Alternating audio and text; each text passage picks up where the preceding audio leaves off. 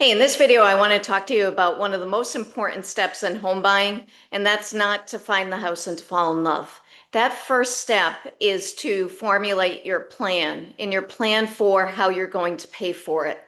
Almost all first-time home buyers are going to be doing some type of financing.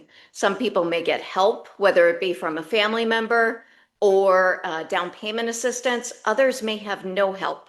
Regardless of where you are on the spectrum of home buying, having a plan is super important because at the end of the day, it's you that has to make those monthly payments.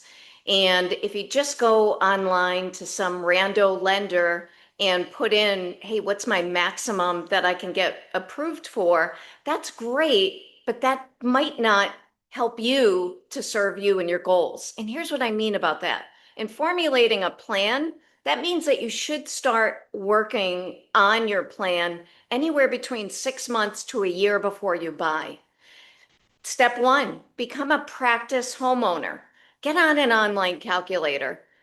Play around with some monthly payments. Figure out how much the property taxes are per month.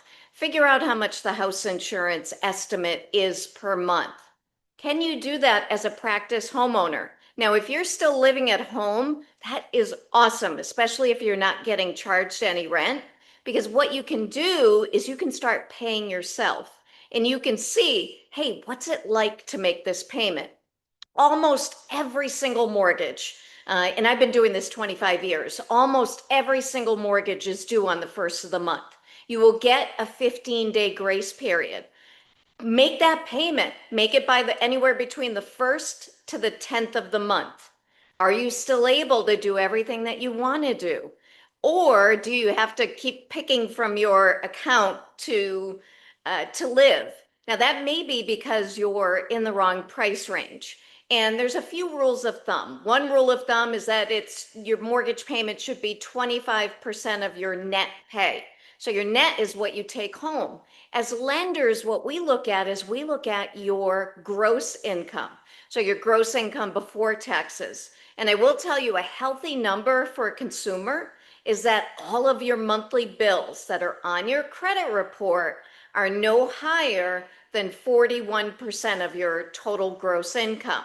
What we're not looking at, and let's say that you're some crazy streamer and you've got Hulu, Sling, Paramount, Apple TV, all the channels, and you're paying like $600 a month in a TV expense. You'd be surprised what we see on statements.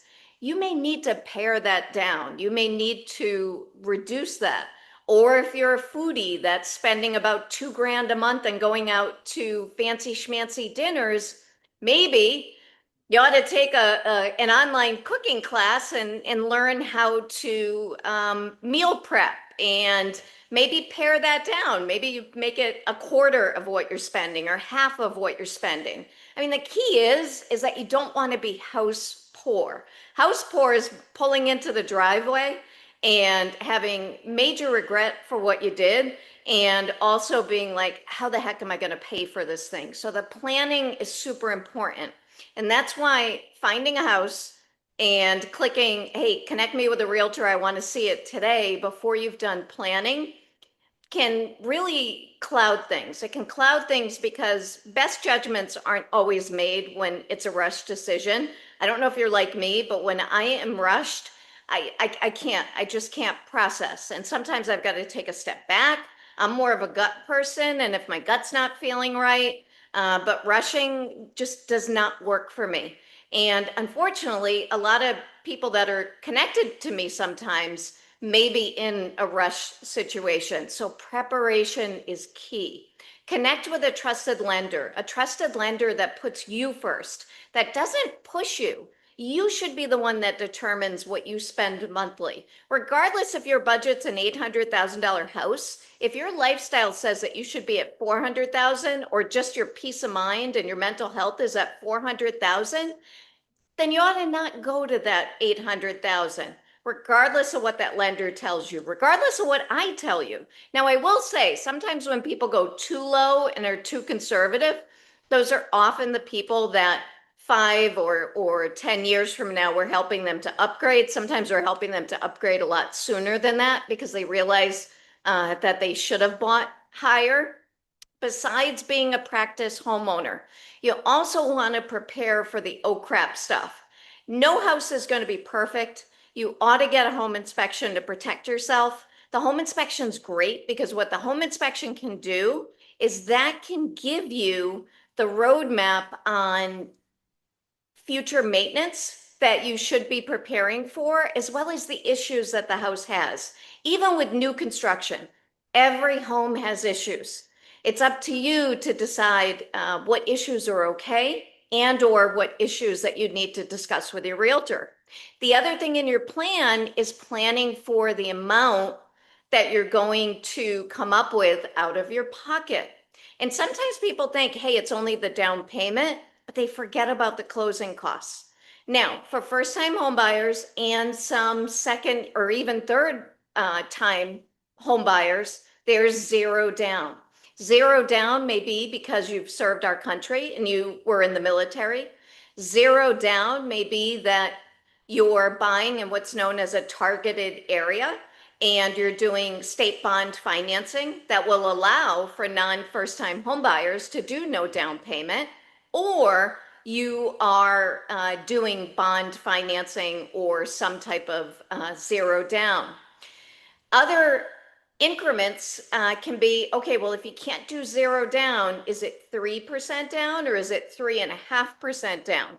In the next set of videos, we'll talk about the various loan programs that you can get ready for. But in this planning, it's planning what that money is going to be out of your pocket. So you've got your down payment. You also have your real estate agent's commission.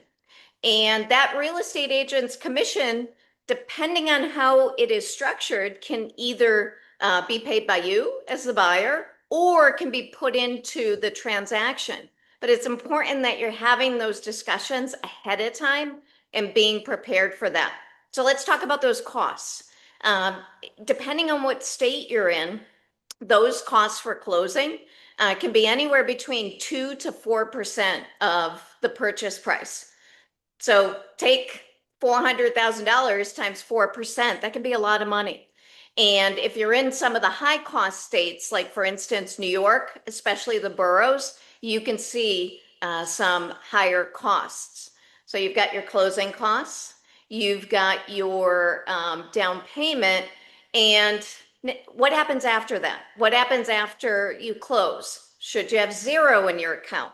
Now, if you're a little more of a risk taker and you can bank on yourself and you know that you're a hustler, all right, you might land on your feet and you might be okay doing that if you had an issue with the house. Ideally, you're going to have anywhere between 3 to 6 months worth of bills in the bank. That's ideally. Utopia, I would love to see people have a year or 2 years worth of liquid money in the bank. So this way, if ever you had a situation where your company downsized and you got notice that they were getting rid of your position, or if you started hating what you did for a living, you had options and choices. The longer that you're tied to something, one of the best things that I heard a long time ago, which kind of struck me, was the more things you own, the more things own you. Now, I'm not saying home ownership is bad, but I want to paint the picture of the reality. And the reality is, hey, you're doing a big kid thing, and things may come up that you need to take care of. And if you're not leaving yourself with a cushion, that's how we're seeing debts increase for consumers. Not only are the costs of things a lot higher, but what happens when you've got a $3,000 or a $4,000 repair? Now, it may not happen for years, but if you're in a house that's say 500,000 or less, ideally, if you can save 2 to 4,000 a year for the oh crap stuff, you are miles ahead of the average homeowner. Homes that are above that, ideally, that should be anywhere between $4,000 to $8,000 or more, especially if you're in the $2 million or the $4 million plus price points. And with those costs, the more that you're able to build up that cushion, that oh crap stuff, the more that you're able to breathe and not need to take on any additional debts. So I'm going to close this long video with really important planning and knowing the monies that you're going to need out of pocket. Do that ahead of time before you fall in love with a house. Once you get that all out of the way, now you can have the fun. Now you can do the fun stuff. And the fun stuff is hanging out with your realtor, finding the house, negotiating to get the best deal, and then working on closing. If you found me on YouTube, would love a thumbs up or a comment. Share this with anyone that you know that might be considering home buying. And as always, thanks for watching.